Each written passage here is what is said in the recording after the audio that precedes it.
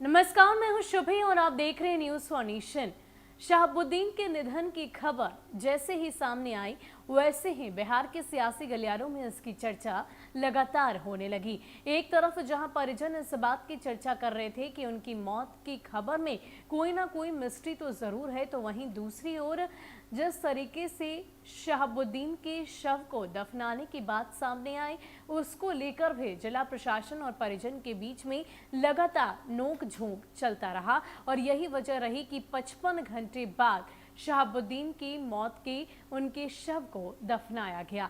हालांकि एक तरफ जहां पहले इस बात की पुष्टि की गई कि वो कोरोना संक्रमित थे, कोरोना प्रोटोकॉल को मद्देनजर रखते हुए उन्हें दिल्ली के शाहीन बाग में दफन किया जाएगा, लेकिन उसके बावजूद परिजन के द्वारा लगातार इस बात की चर्चा की गई कि पहले जांच की जाए, पोस्टमार्टम रिपोर्ट आई जाए और उसके बाद उनकी खुद की मिट्टी सिवान में ही उनका शव दफनाया जाए, लेकिन ऐसा नहीं हो पाया। जिला प्रशासन और परिवारजन की नोकझोंक के बाद शहाबुद्दीन के शव को दिल्ली के आईटीओ के कब्रिस्तान में दफना दिया गया।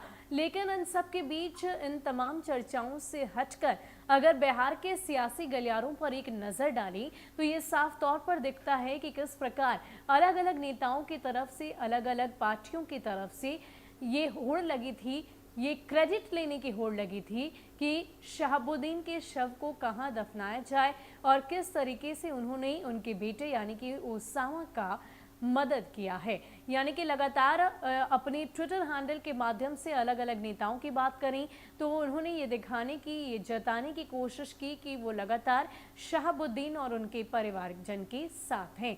सबसे पहला नाम अगर किसी का आता है तो वो है ओवैसी का, उसके बाद जीतन राम मांझी का, पप्पू यादव का, या फिर हम बात करें नेता प्रतिपक्ष तेजस्वी यादव के, ही क्यों ना हो।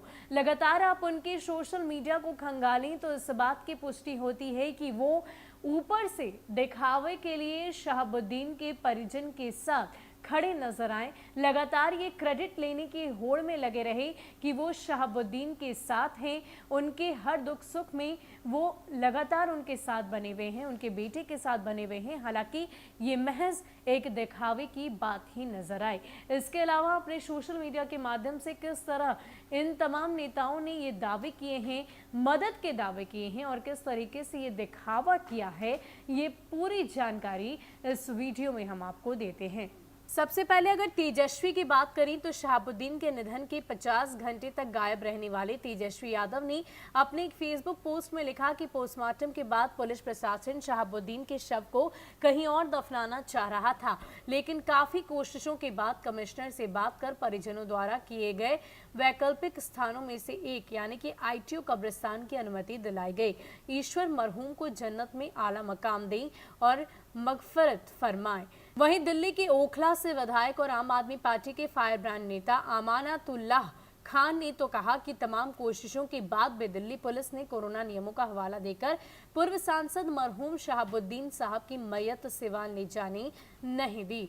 दीनदयाल अस्पताल में मरहूम के बेटे ओसामा से मुलाकात कर हौसला अफजाई की और साथ ही मैंने दिल्ली वक्फ बोर्ड से ऑफिस ऑर्डर निकाला। अहले इस्लाम कब्रिस्तान आईटीओ में तदफीन की जाएगी। अल्लाह ताला मरहूम को जन्नतुल फिरदौस में आला मुकाम अता करें। इन सब के अलावा खुद को मुस्लिम और अल्पसंख्यकों का मसीहा बताने वाले असदुद्दीन ओवैसी भी केवल ट्विटर पर ही एक्टिव नजर आए। अंतिम संस्कार से पहले शहाबुद्दीन को लेकर एक्टिव दिखने वाले ओवैसी ने शहाबुद्दीन के परिजनों का फोन तक नहीं उठाया। शहाबुद्दीन के एक रिश्तेदार ने बताया कि हमने ओवैसी को भी फोन करने की कोशिश की, लेकिन कोई जवाब नहीं मिला। वहीं इससे पहले जीतन राम मांझी की बात करें तो उन्होंने राजकीय सम्मान की अपील कर डाली, यह जानते हुए कि तिहाड़ जेल में सजा काट रहे शहाबुद्दीन को राजकीय सम्मान के साथ अंतिम संस्कार करना संभव नहीं। इसके अलावा सिवान राजद के कई वरिष्ठ नेता भी अपने अपने स्तर पर बयान देते रहे। यानी कि इनकी सोशल मीडिया के माध्यम से इन तमाम नेताओं के ये साफ तौर पर जाहिर होता है कि इनमें सिर्फ और सिर्फ क्रेडिट लेने की होड़ मची हुई थी। खास करके अगर हम ओवैसी की बात करें तो वो खुद को मुसलमानों का, गरीबों का मसीहा बताते हैं और जैसे ही शहाबुद्दीन उनकी ही बिरादरी से आते हैं, इसके बावजूद उनके परिजनों का कहना है कि जब उन्होंने फोन मिलाकर उनसे बातचीत करने की कोशिश की तो ओवैसी ने फोन नहीं उठाया। यानी कि इस तरीके से तमाम जो सोशल मीडिया के माध्यम से नेताओं ने अपनी अपनी बयानबाजी की, अपने अपने तरीके से लाख दावे किए, लेकिन किसी ने भी मदद का हाथ आगे नहीं बढ़ाया।